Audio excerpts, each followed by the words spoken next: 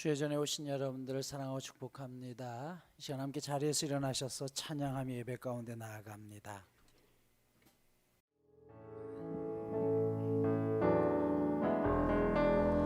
나의 영혼이 잠잠히 하나님만 바라며 나의 구원이 그에게서 나하는도다.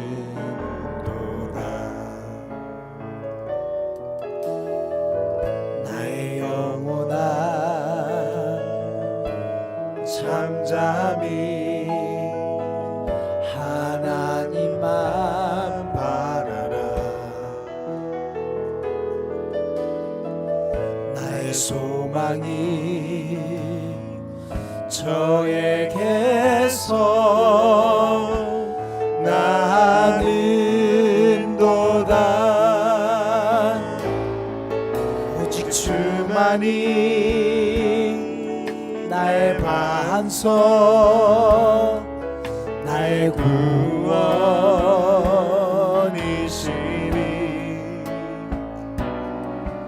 오직 주만이 나의 산석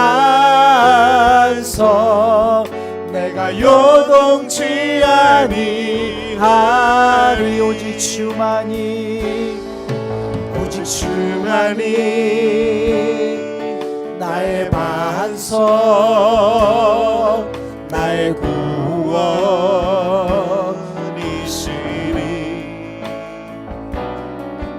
오직 주만이 나의 산석 내가 요동치 아니하니. 나의 구원 나의 영광 나의 구원 나의 영광 하나님께 있으니 내 힘의 반석과 피난처 되시네.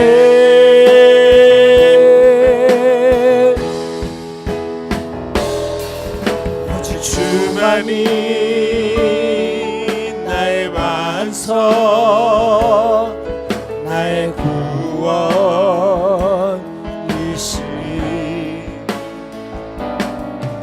오직 주만이 나의 산석 내가 요동치 아니하리. 오직 주만이 나의 반석 나의 구원이시니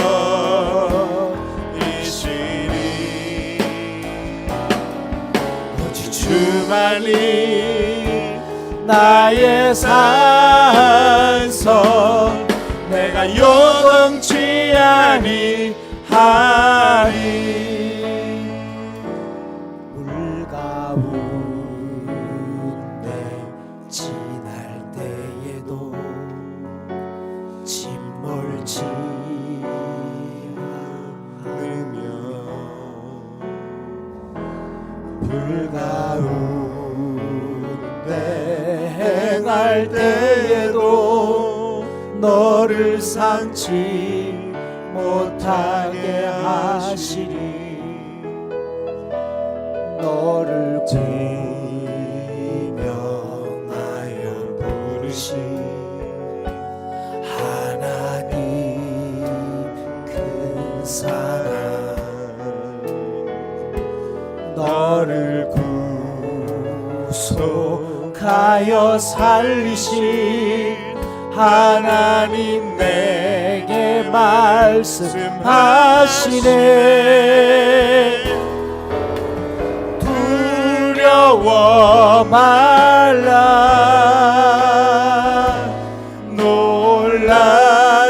놀라지도 말라 내가 어딜 가 가든지 무슨 일 만나든지 내가 함께 하리라. 두려워 말라. 놀라지도 말라. 내 너를 붙들리라. 너를 도우리라. 주님 약속하셨네. 두려워 말라.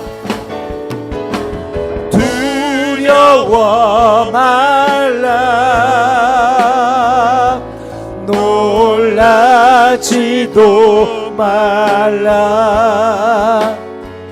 내가 어딜 가든지 무슨 일 만나든지 내가 함께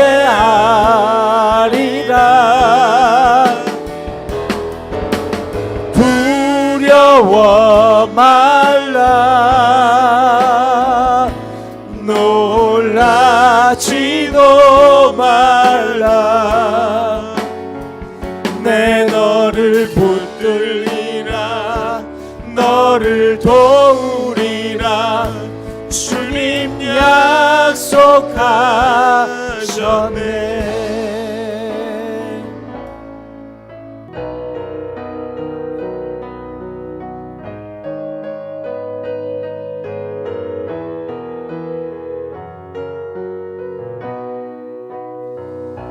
주의 나라가 임할 때 하나님 임재하실 때 예배가 회복되며 기적은 일어나네.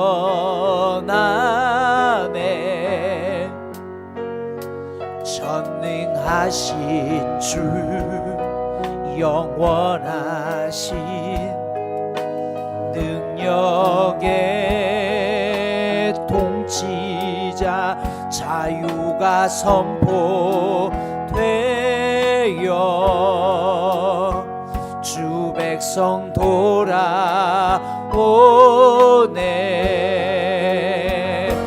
하나님 나라 임하소서.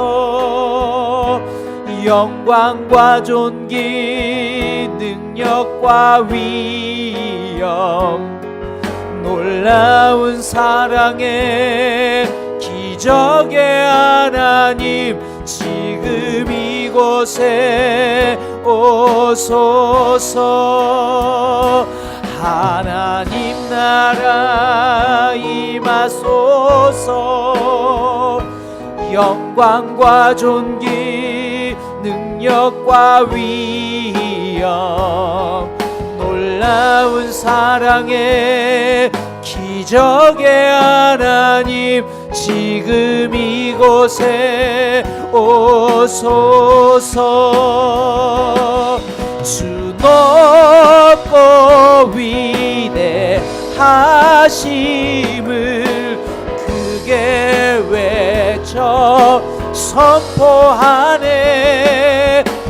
만왕의 왕 주 하나님 지금 오소서. 주 높고 위대하심을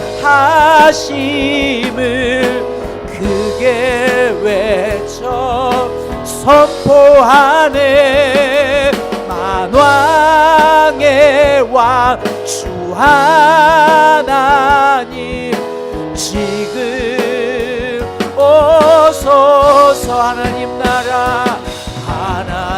나라 임하소서. 영광과 존귀 능력과 위엄 놀라운 사랑의 기적의 하나님 지금 이곳에 오소서. 하나님 하나님 나라 임하소서. 영광과 존귀 능력과 위엄 놀라운 사랑의 기적의 하나님 지금 이곳에 오소서.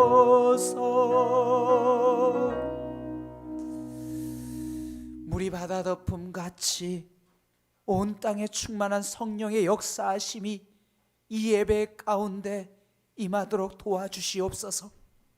오늘도 우리의 삶 속에 무거운 짐 때문에 염려하는 성도들이 있다면 하나님께서 그들을 찾아가 주셔서 그들의 마음을 만져주시옵고 하나님의 은혜를 물 붓듯이 쏟아 부어주사 이 예배 가운데 그 어려움을 이겨낼 수 있는 힘을 얻게 하여 주시옵소서. 한 주간도 세상에 눈을 돌리며 잠시 하나님을 잃어버렸다면 이 시간 예배드림을 통해서 다시 한번 전능하신 하나님을 만나게 하여 주시옵소서.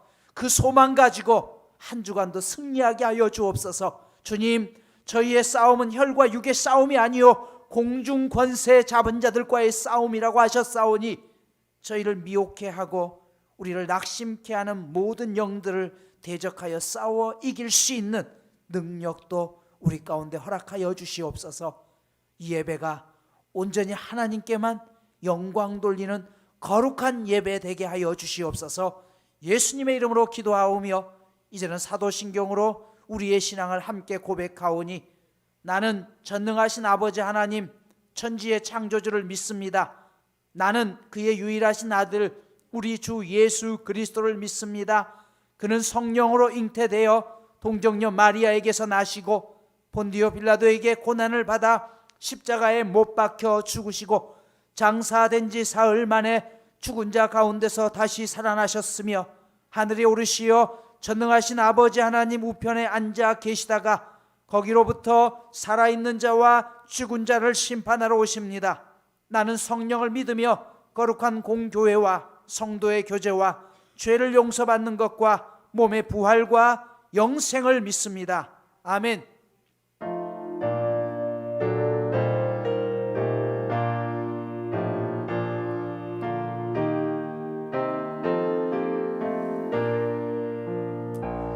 그 맑고 환한 밤중에 무천사 내려와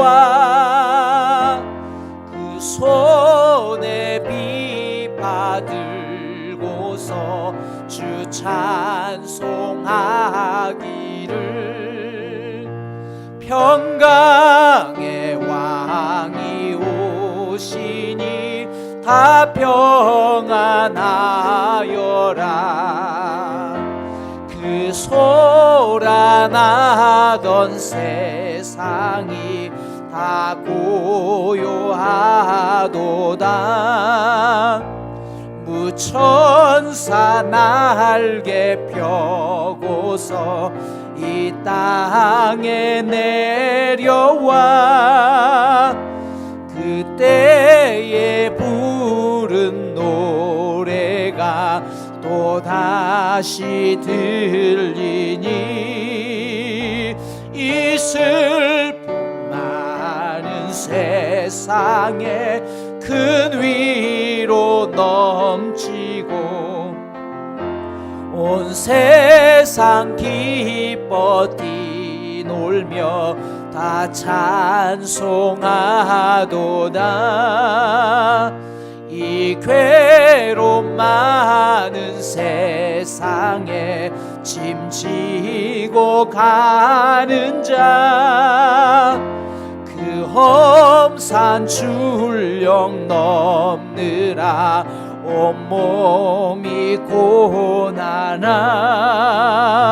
이제야 세상 살 동안 새 소망 가지고 저 천사 기쁜 찬송을 들으며 쉬어라.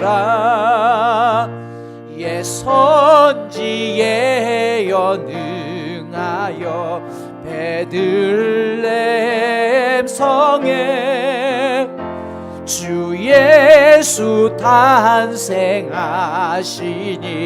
온 세상 구주라. 저 천사 기쁜 노래를 또다시 부르니 온 세상 사는 사람들 다 화답하도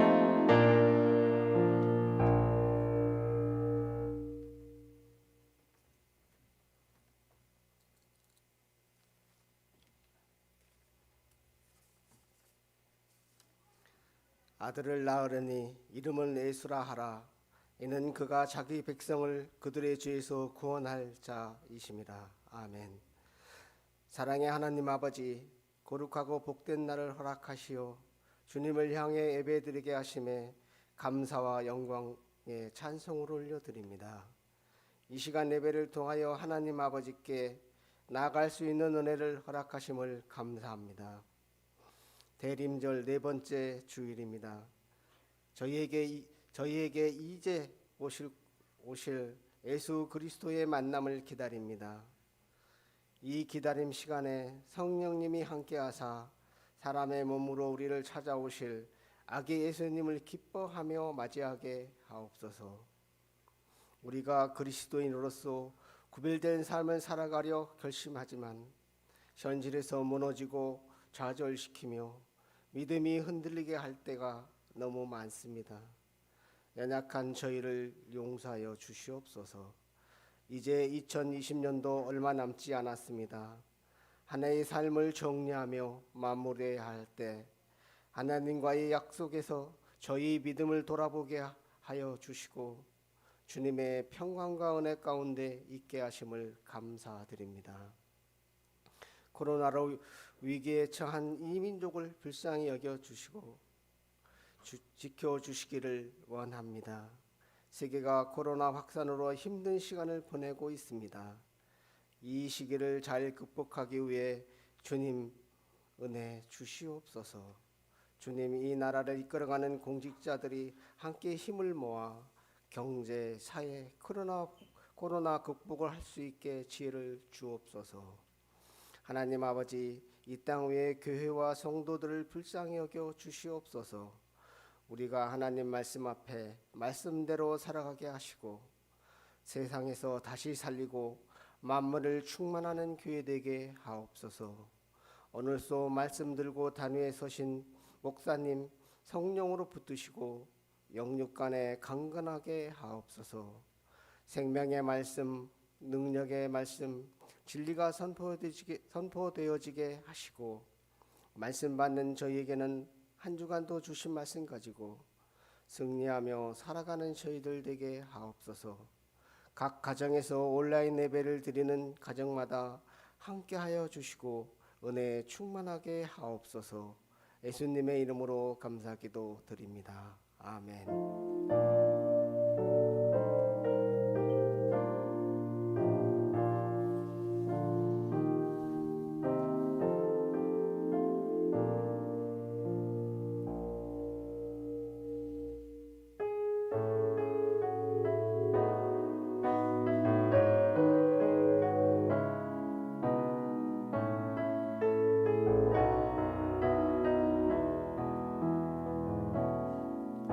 생명과 바꾼 주의 사랑을 잊지 않게 하소서. 나를 위해 흘렸던 주의 눈물 잊지 않게 하소서. 주의 긍휼과 주의 선하심 내가 묵상하오니 내 영혼 위에 베푸 베푸신 주의 은혜 잊지 않게 하소서. 감사합니다. 주님 고맙습니다.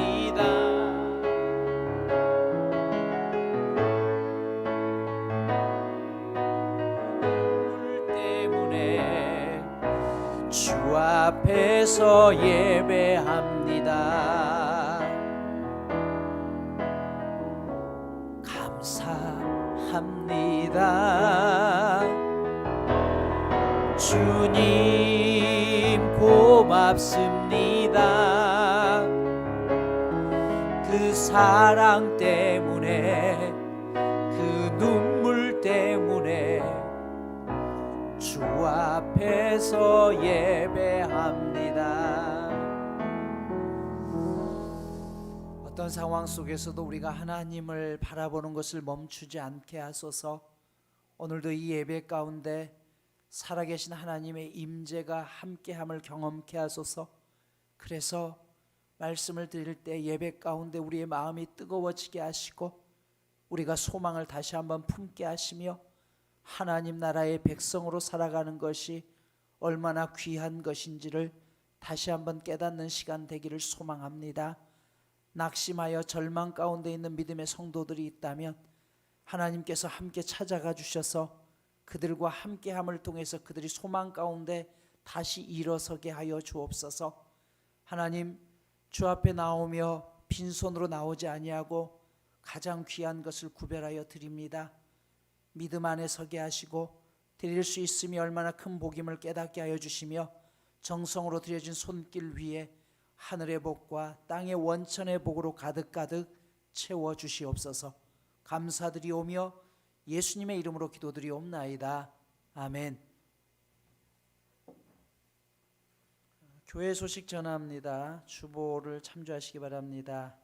대림절 넷째 주이고 이제 이번 주간에 성탄절이 들어가 있는데 성탄 2부 행사는 따로 없습니다. 그리고 성탄절 예배도 동일하게 1부와 2부로 나누어서 그렇게 예배 드린다는 거 기억하시고요. 또 20명까지 지금 예배 인원이 되어 있기 때문에 연말까지는 토요일 날 계속해서 토요 주일 예배를 한 번 더 드리게 된다는 거 기억하시고 그렇게 함께 동참해 주시길 부탁드리겠습니다. 이번 주 그리고 다음 주간 수요 예배는 잠시 쉬도록 하겠습니다.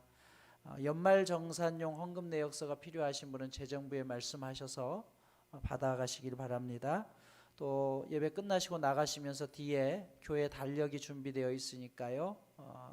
필요한 만큼 가져가시면 되겠습니다. 성탄절날 예배 끝나고서 각 우리 동산지기와 저와 또 해서 지금 예배에 많이 나오지 못하는데 그래서 우리 아동부로부터 시작해서 교회학교 작년에 이르기까지 좀 선물을 드리려고 합니다.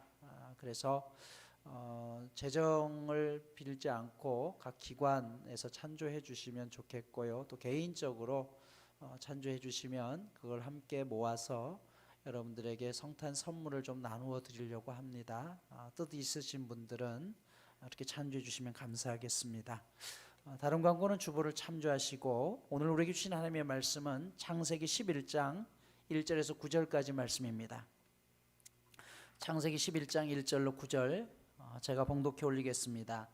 온 땅의 언어가 하나요 말이 하나였더라. 이에 그들이 동방으로 옮기다가 신할 평지를 만나 거기 거류하며 서로 말하되 자 벽돌을 만들어 견고히 굽자 하고 이에 벽돌로 돌을 대신하며 역청으로 진흙을 대신하고 또 말하되 자 성읍과 탑을 건설하여 그 탑 꼭대기를 하늘에 닿게 하여 우리 이름을 내고 온 지면에 흩어짐을 면하자 하였더니 여호와께서 사람들이 건설하는 그 성읍과 탑을 보려고 내려오셨더라.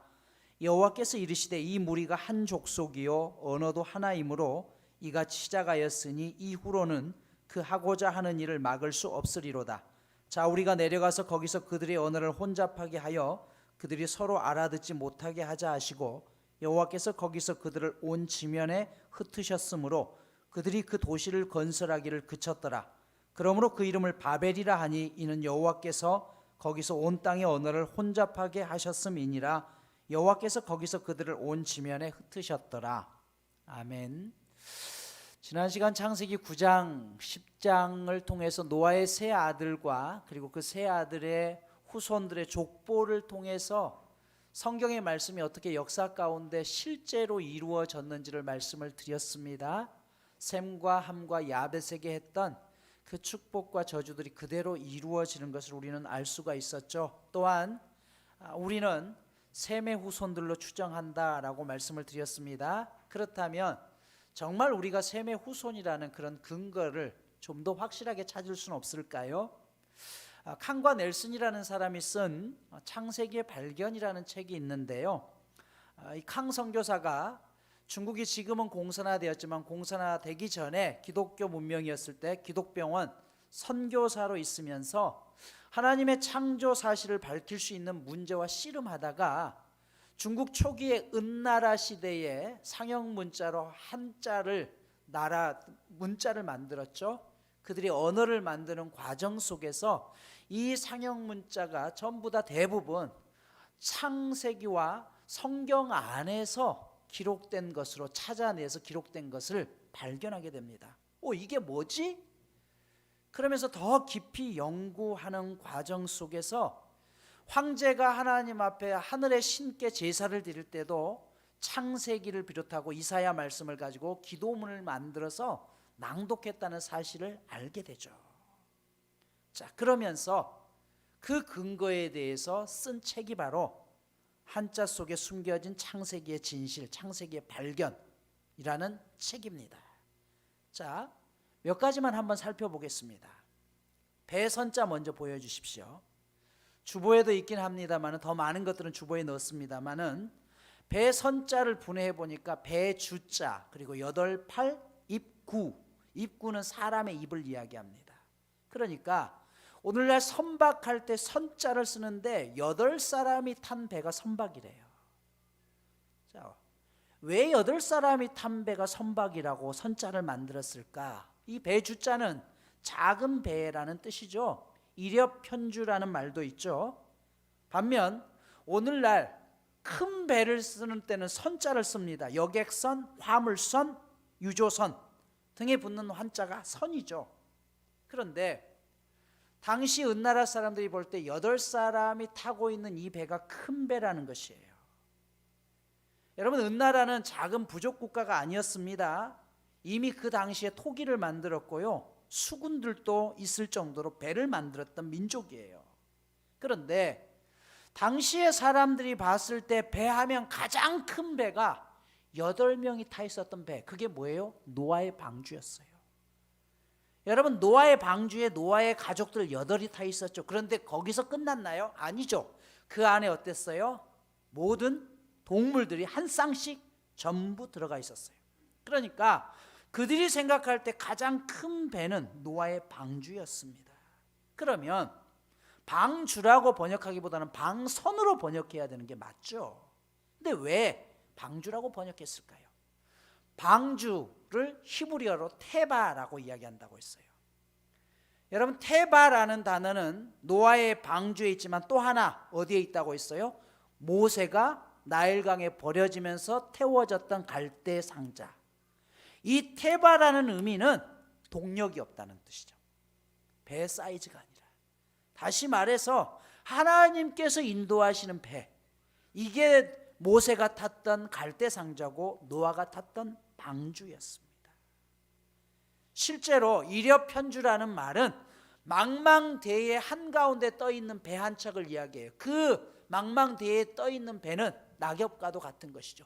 우리의 인생이 망망대해 같고 그 망망대해 같은 한치 앞을 알 수 없는 인생들, 외롭게 살아가는 우리의 인생을 비유하는 말이잖아요. 이게 바로 배 선자를 만들게 되는, 그들이 만들게 되었던 근원이었다는 것이에요. 다음 글자 한번 봅시다.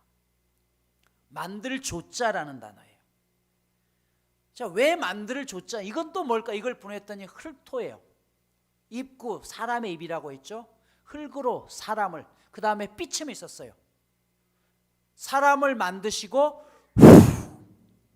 하고 불어넣었더니 지금 안 나와 있는데 또 하나가 있죠. 시험시험 갈 착자가 있어요. 요게 내자가 앞에 지렁이처럼 생긴 거. 그러니까 흙으로 사람을 만드시고 후 하고 숨을 불었더니 시험시험 걸어갔다 사람이. 이게 뭐예요? 하나님의 창조를 이야기하는 것이죠. 창세기에서 가져온 것입니다. 세 번째 단어 보시죠. 밭전자입니다. 입구 같이 생겼는데 입구가 아니라 이 네모는 울타리를 이야기합니다. 그리고 십자는 뭐냐면 네 방향. 울타리가 있는 네 개의 방향 어딜까요? 어떤 밭? 에덴 동산입니다. 여러분, 최초의 하나님 나라의 모형이 에덴이죠.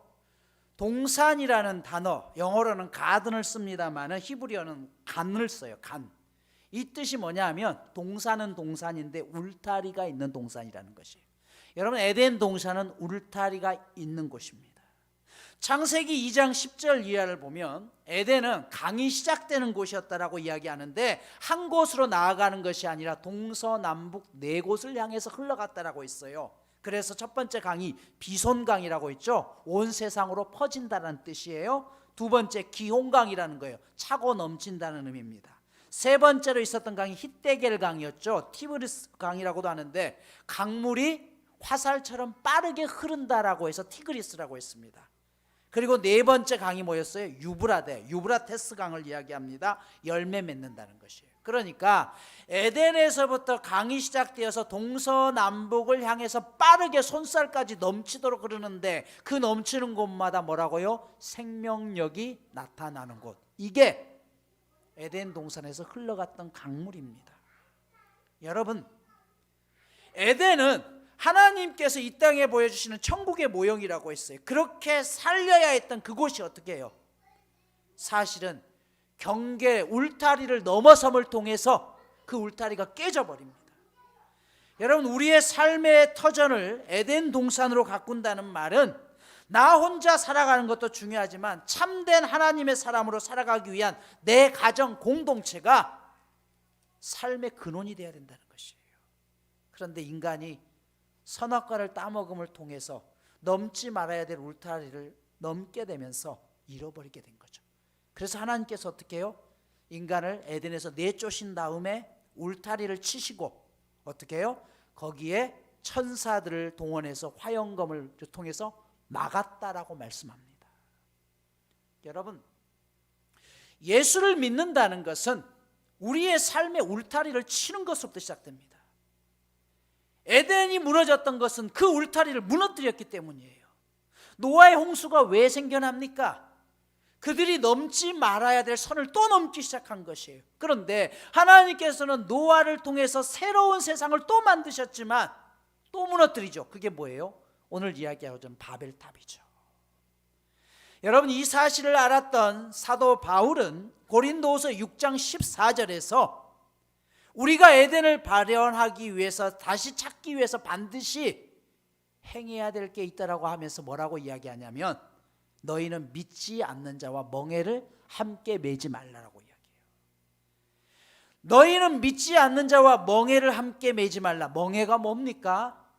소를 쟁기질할 때 옛날 시골에서는 아시죠? 멍에를 메어서 주인이 원하는 대로 끌고 다녔던 것을 이야기해요. 그런데 믿지 않는 자와 멍에를 매지 말라라고 하니까 야, 기독교인들은 세상 사람들하고 상종도 하지 말라는 것 말인가? 그런 뜻이 아닙니다. 신명기 22장 10절을 보면요, 너는 소와 나귀에게 한 멍에를 메어 밭을 갈지 말라라고 했어요. 소와 나귀가 어디서 지냅니까? 외양간에서 한 곳에서 자요. 따로 자는 게 아닙니다. 소나 나귀나 같은 곳에서 자고요, 한 여물 통해서 한 여물을 같이 먹어요. 그런데 밭을 갈 때는 같이 멍에를 맬 수 없다는 거예요. 왜요? 소와 나귀의 보폭도 다르고 그들의 습성이 다르기 때문에 절대 밭을 갈 수 없는 것이에요. 이 말은 우리가 세상 사람들, 세상 속에서 살아가요. 그런데 동역할 수 있는 관계는 아니라는 거예요. 이게 무슨 뜻인지 아시겠습니까? 당시 사도 바울이 이 말을 한 것은 고린도라는 도시는 그 당시 그리스의 도시 가운데 가장 타락된 도시였습니다. 그 타락된 도시 한가운데에 사도 바울이 복음을 전해서 교회가 세워졌어요. 그런데 교회는 세워졌는데 세상 사람들이 교회 안에 들어오면서 교회 안에서도 세상과 똑같은 모습으로 행동했다는 것이에요. 전혀 변화가 없었어요. 실제로 타락했던 그 모습들이 그대로 있었잖아요. 교회 안에서도 근친상간이 있었고 동성애가 있었고 심지어 아버지의 아내와 아들이 동침하는 일들까지 있었습니다. 사도 바울이 적어도 우리가 하나님의 사람이 되었다고 한다면 세상과 그 경계들을 그을 수는 있어야 된다라고 이야기하는 것이에요. 여러분, 기독교인들이 세상 사람들과 어울리지 말라는 게 아니에요. 세상을 부정하라는 것도 아니에요. 그러나 우리가 차지한 추구하는 절대 가치는 하나님 나라입니다. 반면 세상 사람들은 바벨을 원해요. 힘이 있어야 되고 권력이 있어야 돼요. 그래서 성공하기 위해서 동기는 필요 없어요. 결과만 좋으면 됩니다. 남이 망하더라도 내가 그 자리를 차지하면 되는 거예요. 회사에서 다른 회사가 망하더라도 내 회사의 실적만 올리면 되는 거예요. 그런 사람들이 칭찬받고 성공했다라고 이야기합니다. 그러나 기독교는 뭐라고 이야기해요? 결과보다 과정을 중시하죠. 남의 눈에 눈물을 흘리지 말라는 것이, 남의 것을 빼앗아서 성공하는 게 옳지 않다라고 이야기합니다. 그들과 어떻게 한 멍에를 맬 수 있냐는 것이에요. 여러분, 10계명의 마지막 계명이 뭡니까? 내 이웃의 것을 탐내지 말라는 것이잖아요. 젊은 사람들은 잘 모르겠지만 2007년도니까 꽤 오래되었죠. 당시 가장 잘 나갔던 아나운서가 백지연 아나운서입니다. 이 백지연 아나운서가 한참 잘 나갔기 때문에 모 기업에서 큰 CF 하나를 그렇게 줍니다. 그런데 그 CF를 찍는 과정 속에 한 가지 멘트가 백지연 씨의 마음을 잡아요. 저도 이 상품을 구입했어요. 실제로 안 했거든요. 그래서 PD에게 이야기합니다. 요 멘트는 좀 빼주십시오. 왜 그러냐? 나는 그 상품을 구입하지 않았다. 그럼 뭔 상관이냐? 그러면 CF 찍고 구입하면 되지 않느냐? 못하겠다. 3시간을 실갱이를 합니다. 결국 CF를 포기했어요. 그러면서 이 백지연 씨가 나중에 인터뷰하면서 그런 이야기를 했어요. 정말 그 이유 때문에 CF를 포기했었냐? 맞다. 나는 하나님을 믿는 사람이다. 또 하나, 나는 아나운서다. 그러면 적어도 내가 하는, 대중 앞에서 하는 말들을 대중들은 그대로 받아들인다. 그렇다면 내가 사지도 않은 상품을 샀다라고 거짓말을 할 수는 없다. 돈이 아깝지만 그보다 더 중요한 게 신뢰라고 생각한다. 여러분, 우리조차도 그 모습을 보면은 어떤 생각이 들어요? 저런 바보 같은. 그렇죠. 그런데 그것이 하나님 나라를 살아가는 우리들의 모습이어야 되는 것이죠. 하나님이 싫어하시는 죄가, 가장 큰 죄가 뭐예요? 우상 숭배잖아요. 그런데 골로새서에서 탐심은 곧 우상 숭배라고 이야기해요. 탐심이 왜 우상 숭배입니까? 모든 게 나를 위해서 맞춰져 있는 거예요. 신앙생활 하는 것도 나요. 내가 기도하는 것도, 교회 다니는 이유도 결국은 뭐냐면 전부 나의 행복을 위해서예요. 모든 중심에는 나만 있습니다. 결국 누가 신입니까? 내가 신인 것이죠. 여러분, 그래서 하나님께서는 탐심이 곧 우상 숭배라고 이야기했어요. 사도 바울은 이 사실을 알았던 것이에요. 왜 오늘날 기독교인들이 무너졌느냐? 세상을 향한 그 울타리를 우리 스스로 걷어버렸기 때문이라는 것이에요. 여러분, 우리가 세상을 향해서 복음을 전하고 진리를 베풀고 긍휼을 베풀어야 되는 건 맞지만 결과적으로 그들이 추구하는 목적과 우리가 추구하는 목적이 다를 수밖에 없다는 거예요. 그런데 어떻게 한 멍에를 메고 동역할 수 있느냐는 것이에요. 동역자라는 건 뭐예요? 함께 무너졌을 때 끌어주고, 함께 길을 잃었을 때 함께 다시 길을 찾아주는 게 동역자잖아요. 오늘날 교회가 무너지는 이유는 바로 이 선이 무너졌기 때문입니다.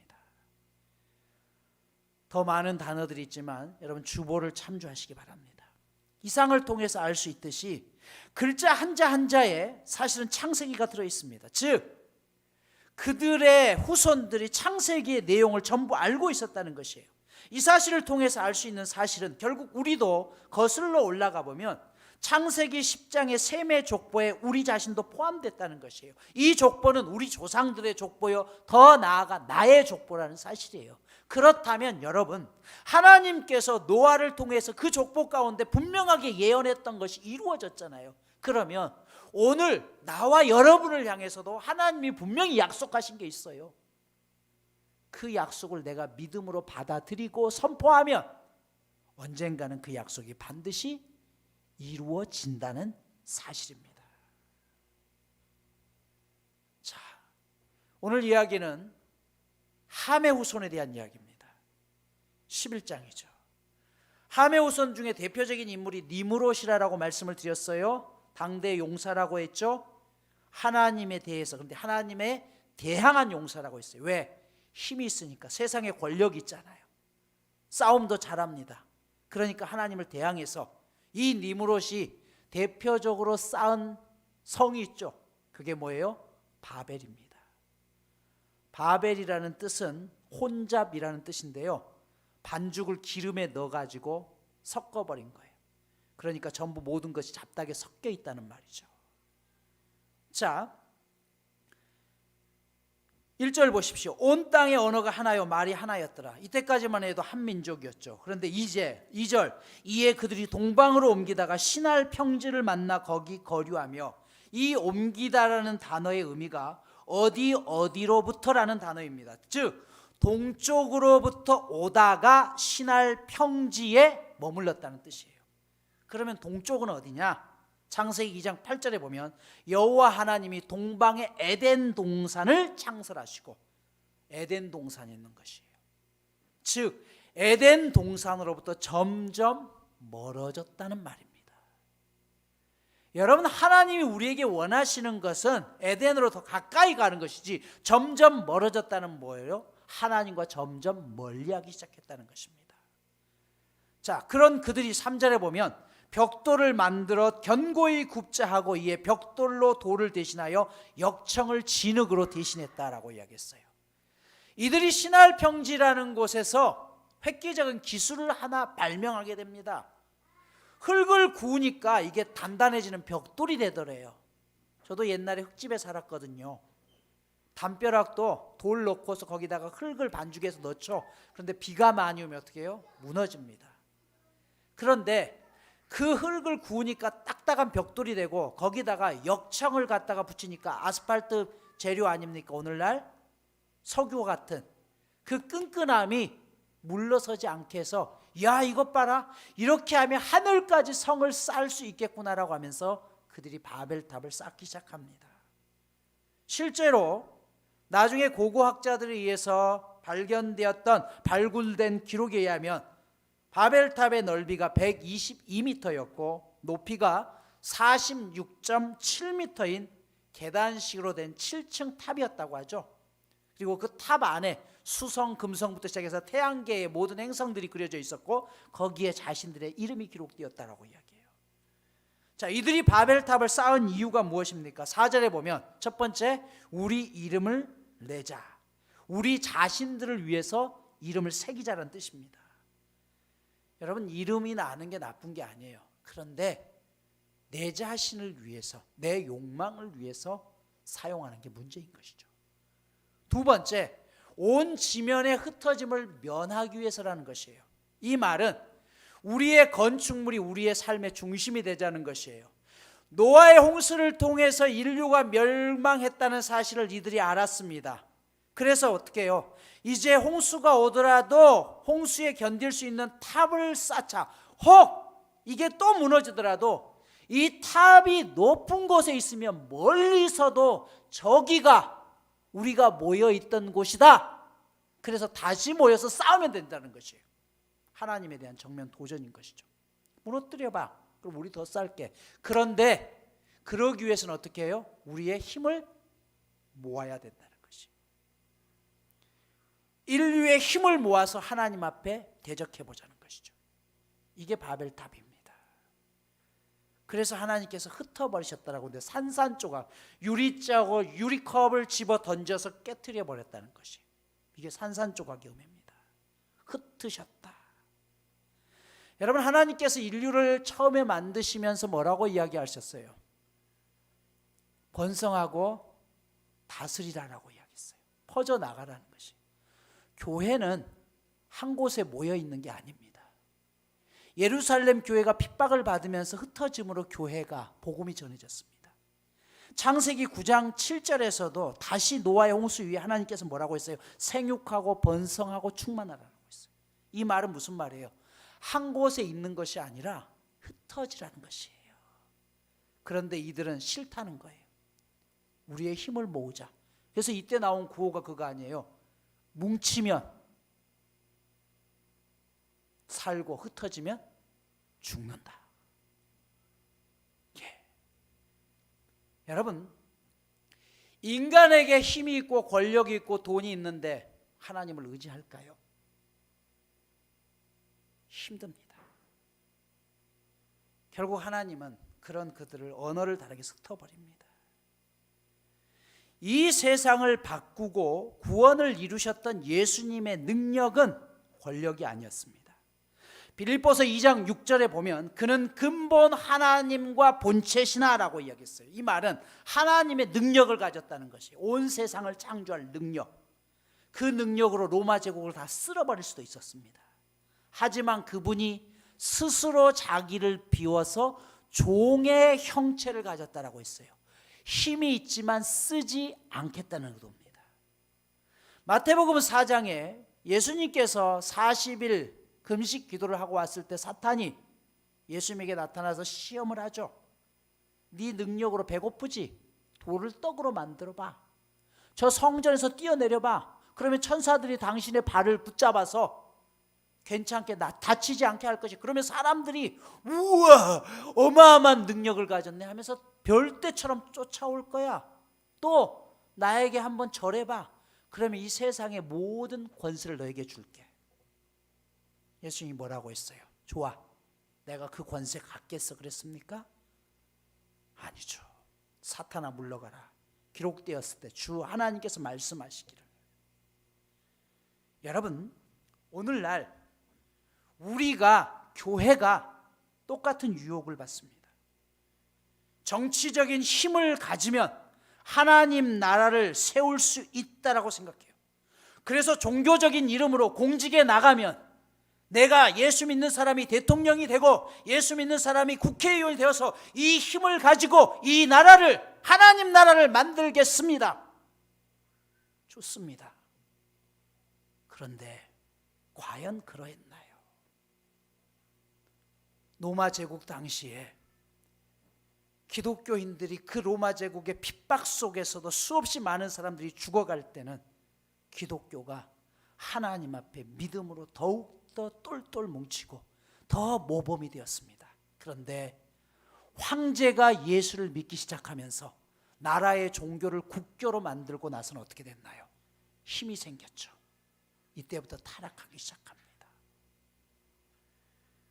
우리가 경험하는 것은 그 어떤 정치적인 힘도 힘의 원리를 가진 세상과 싸워서 이기지 못했다는 것이에요. 결국 세상의 힘과 싸우기 위해서 하나님의 원리가 아닌 세상의 힘으로 맞섰다가 똑같이 타락하는 모습을 우리는 인류 역사 가운데 너무나 많이 보아왔습니다. 그동안 얼마나 많은 그리스도인들이 권력만 있으면 모든 것을 바로잡을 수 있다고 생각했는지 모릅니다. 그러나 예수님은 이 땅에 오셔서 세상의 힘으로 이 땅의 평화를 이루려고 하지 않으셨습니다. 오히려 바보처럼 그렇게 죽어갔습니다. 교회의 힘은 권력에서 나오고 숫자에서 나오고 돈에서 나오는 게 아닙니다. 어쩌면 오늘날 교회가 너무 부유합니다. 그래서 하나님께서는 코로나를 통해서 다시 한번 이 시대 가운데 너희가 깨어있지 않으면 세상에서 어떤 취급을 받는지 우리에게 보여주고 있지는 않을까요? 너무나 힘겨운 싸움이잖아요. 그런데 여러분, 저는 이 속에서 우리가 왜 이렇게 당해야 됩니까를 외치기 전에 하나님 앞에 우리 자신들의 모습들을 다시 한번 돌이켜 볼 때라고 생각해요. 내가 과연 하나님과 바른 관계를 맺고 있는가? 여러분, 이 혼돈의 세상 속에서 우리가 이겨낼 수 있는 방법은 다시 하나님 앞에 에덴 동산을 회복하기 위해 선을 그어가는 것입니다. 그리고 하나님 안에서 떠나지 않으려고 노력하는 것이에요. 예배가 못 드려진다라고 하기를 떠나서 내가 있는 삶의 현장에서 어떻게 하면 하나님과 더 깊은 관계를 맺을 수 있을까를 찾아내는 것입니다. 성령 충만이라는 것, 충만에 대해서 말씀드렸죠. 차고 넘치는 게 아니에요. 여러분, 제가 이곳에서 병든 자에게 안수했더니 병든 자가 고침을 받았어요. 귀신이 떠나갔어요. 어마어마한 권세죠. 그런데 그 권세들이 높아지면 과연 거기에 하나님의 영광이 드러날까요? 아니요. 내가 이런 사람이야. 봐. 당신들 그러니까 내가 이런 사람이니까 함부로 하지 마. 이거 아닙니까? 충만이라는 의미는 넘친다는 것이 아니라 그분의 영향력 안으로 들어간다는 것이에요. 그래서 그분의 영향력 안에 들어가면 들어갈수록, 깊이 들어갈수록 나의 모습은 사라지고 예수님의 모습만 보여지는 게 충만입니다. 사랑하는 여러분, 올 초에 시작되었던 코로나, 부활절에는 끝나겠지. 그 전에 끝나겠지. 여름 지나기 전에 끝나겠지. 연말 되기 전까지는 끝나겠지. 내년이 돼도 끝나지는 않을 것 같습니다. 그렇다면 우리가 포기해야 될까요? 아니요. 말씀을 마무리합니다. 기독교인들은 하나님 앞에 기도할 때, 하나님, 나에게서 이 고난을 없애주세요. 나에게서 이 병을 고쳐주세요. 그런 기도가 아닙니다. 하나님, 이 고난이 있더라도 그 고난 속에서 하나님이 나와 함께 하심을 깨닫게 하셔서 이것을 이겨낼 수 있도록 도와주세요라고 기도하는 것이. 하나님, 내가 이 질병이 있더라도 이 질병 속에서 왜 하나님 나에게만 질병을 허락합니까? 라는 것이 아니라 그 질병을 통해서 하나님이 나와 함께 하심을 더 깨닫게 하시고 이것 때문에 하나님과 더 깊은 관계를 맺게 해주셔서 기도하는 것입니다. 여러분, 여러분의 우리 부모들이 자녀들을 키울 때 그 자녀에게서도 모든 고난을 내가 다 해결해 준다고 생각해 보세요. 그 자녀들은 비닐하우스 속에 온실 속의 화초처럼 조그마한 어려움도 세상 가운데서 이겨내지 못합니다. 그게 방법이 아니죠. 어떻게 하는 거예요? 그 자녀에게 그 현실과 싸워 이겨낼 수 있는 힘을 기르도록 도와주는 것이에요. 그리고 정 안 되었을 때 부모가 너의 힘으로 안 될 때 내가 돕겠다라고 했을 때 그들은 부모의 존재가 얼마나 귀한지를 깨닫게 되는 것입니다. 오늘 우리에게 하나님도 마찬가지입니다. 그래서 하나님은 우리에게 고난 가운데 내버려 두시는 것이고 이 힘겨움을 버텨내게 하는 것이에요. 바로 하나님은 이 시대에 그런 한 사람을 찾으십니다. 다음 시간부터 이야기할 그 시대 가운데 아브라함을 선택해서 믿음의 모델로 세웠던 것처럼 오늘 셈의 후손인 우리를 통해서 다시 한번 하나님께서 믿음의 모델로 부르심을 받는 저와 여러분 모두가 되시기를 간절히 축복합니다. 하나님, 어렵지만 어려움 속에 소망이 있음을 발견합니다. 우리에겐 하나님이 계시기 때문입니다. 그 하나님을 의지하며 살아가게 하옵소서. 예수님의 이름으로 기도드리옵나이다. 아멘. 함께 자리에서 일어나셔서 찬양하시며 예배를 마무리합니다.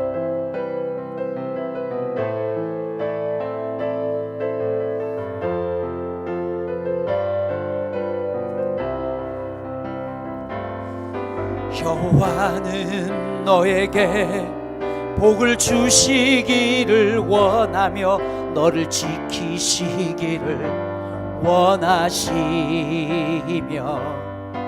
여호와는 그 얼굴을 너를 향하여 드사 은혜와 평강 주시기 원하노라.